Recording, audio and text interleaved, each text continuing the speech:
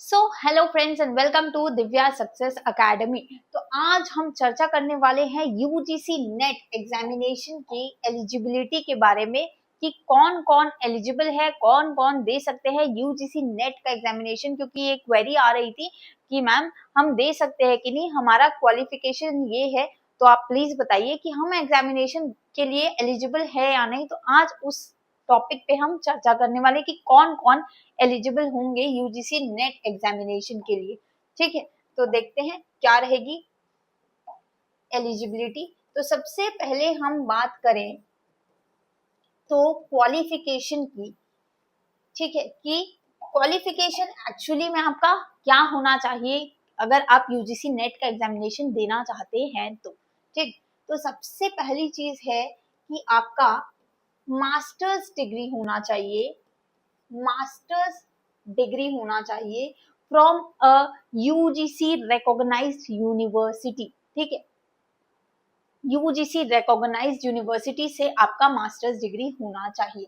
ठीक है, देन आपको मास्टर्स डिग्री में क्या चाहिए साथ में। ठीक है, तो जो भी जनरल कैटेगरी से हैं, ठीक है, जो जनरल कैटेगरी से हैं उनका मिनिमम 55% होना चाहिए मास्टर्स डिग्री में। ठीक है, और साथ ही जो भी SC, ST, OBC, PWD and transgender हैं, ठीक,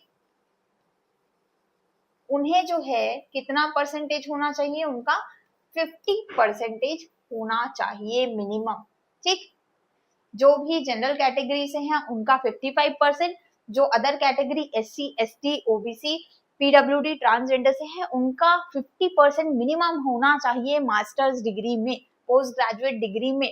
तब आप एलिजिबल होंगे यूजीसी नेट का एग्जामिनेशन देने के लिए। ठीक, अब मोस्ट इंपॉर्टेंट बात यह है कि यूजीसी नेट का जो एग्जामिनेशन है आपका, वो कौन कौन दे सकता है ना, कौन दे सकते हैं यूजीसी नेट का एग्जामिनेशन।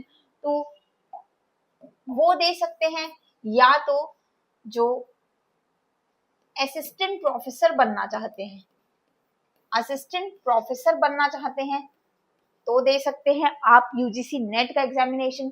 सेकेंडरी, आप जेआरएफ क्लियर करना चाहते हैं, पीएचडी में एडमिशन लेना चाहते हैं तो आप दे सकते हैं यूजीसी नेट का एग्जामिनेशन। ठीक है, इतनी बात क्लियर है।